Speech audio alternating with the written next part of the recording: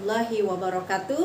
Perkenalkan, nama saya Rahmi Safitri. Saya guru bimbingan dan konseling di SMP Negeri 1 Martapura Barat, Kabupaten Banjar, Provinsi Kalimantan Selatan. Kali ini saya akan berbagi praktik baik saya dengan menggunakan metode STAR dengan memaparkan situasi, tantangan, aksi dan refleksi hasil serta dampaknya dari proses aksi saya di kelas. Selama ini saya sebagai guru BK masih kurang sekali menggunakan variasi media belajar dalam layanan bimbingan klasikal di kelas. Saya hanya menggunakan papan tulis dan terkadang saya juga menggunakan media PowerPoint untuk menyampaikan materi saya di dalam kelas. Contohnya, fenomena yang saya temukan pada peserta didik di kelas 8A SMP Negeri 1 Martapura Barat. Ketika mereka belajar dalam layanan bimbingan klasikal, mereka terkesan mengabaikan bahkan tidak fokus dalam materi yang saya jelaskan. Hal ini tentunya menjadi masalah dan saya mencoba untuk membuat dan menggali informasi kepada peserta didik mengapa selama ini pembelajaran yang mereka dapatkan tidak semuanya mereka pahami dengan baik. Setelah saya menggali informasi kepada beberapa peserta didik, saya menemukan masalah karena media belajar yang diberikan hanya itu-itu saja atau terkesan monoton. Nah, dari masalah tersebut saya mencoba menggali kreativitas peserta didik saya untuk membuat media belajar mereka sendiri sesuai dengan kebutuhan dan minat mereka. Untuk mewujudkan kegiatan tersebut, saya mencoba menggunakan layanan bimbingan klasikal dalam kegiatan di kelas dengan memberikan asesmen formatif setelah saya memberikan materi pembelajaran bagaimana cara belajar yang efektif dan efisien. Dan peserta didik saya akan saya berikan satu tugas proyek untuk membuat media belajar sederhana dengan menggunakan bahan-bahan bekas yang ramah lingkungan. Tentunya sesuai dengan minat dan keinginan mereka agar mereka bisa lebih mudah belajar dan memahami materi yang diberikan oleh guru. Untuk memahami bagaimana aksi yang saya lakukan dalam kegiatan praktik baik saya, silakan Bapak Ibu Guru menyimak video berikut ini. Sebelum kegiatan layanan bimbingan klasikal dilakukan, guru BK berkoordinasi dengan kepala sekolah dan rekan sejawat untuk mencari solusi permasalahan murid. Selanjutnya, guru BK menyampaikan materi layanan bimbingan klasikal dengan judul Cara Belajar Efektif dan Efisien.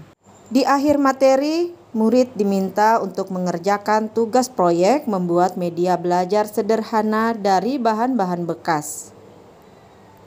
Kelompok 1 mengerjakan tugas proyek membuat media belajar sederhana dari bahan kardus bekas.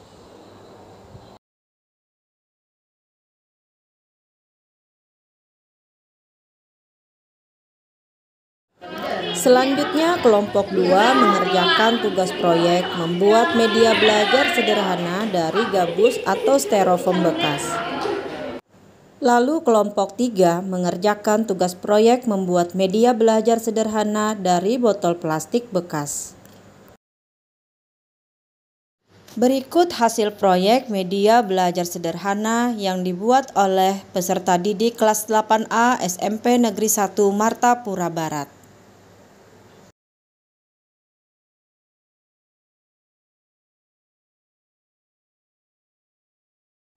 Masing-masing kelompok melakukan presentasi hasil proyek yang dilakukannya di kelas. Lalu mereka mensimulasikan bagaimana caranya menggunakan media belajar sederhana yang telah mereka buat dengan masing-masing kelompok secara bergantian. Bagaimana Bapak Ibu Guru hebat? Apakah video tersebut memberikan inspirasi pada Bapak Ibu di sekolah? Semoga bisa menginspirasi ya. Nah, dampak dari aksi yang saya lakukan, peserta didik akhirnya dapat belajar dengan nyaman dan minat mereka tinggi dalam melaksanakan proses pembelajaran di kelas dengan perhatian yang fokus. Hasil proyek mereka juga menunjukkan bahwa mereka cukup kreatif dalam mengasah potensi yang mereka miliki selama ini untuk menciptakan sebuah karya media belajar yang menurut mereka bagus dan efektif. Hal inilah yang menjadi bukti keberhasilan dari aksi yang saya lakukan dalam mengatasi permasalahan-permasalahan di sekolah. Respon yang diberikan oleh peserta didik, kepala sekolah maupun rekan sejawat saya sebagai observer dalam kegiatan layanan bimbingan klasikal di kelas sangat positif. Pembelajaran yang dapat saya ambil dalam proses aksi praktik baik ini, tentunya saya dapat menambah pengalaman saya untuk mengembangkan diri membuat program BK dengan menerapkan pelaksanaan asesmen formatif di setiap akhir pembelajaran materi yang saya berikan kepada peserta didik di kelas. Saya juga perlu untuk terus belajar bagaimana caranya membuat pembelajaran itu lebih efektif dan efisien serta menyenangkan. Selain itu, saya juga merasakan betapa pentingnya kreativitas murid untuk diasah dan dikembangkan melalui kegiatan asesmen dengan memberikan tugas proyek kepada peserta didik di sekolah. Demikian praktik baik yang dapat saya sampaikan. Semoga praktik baik ini dapat menginspirasi Bapak Ibu guru hebat di sekolah. Terima kasih. Wassalamualaikum warahmatullahi wabarakatuh.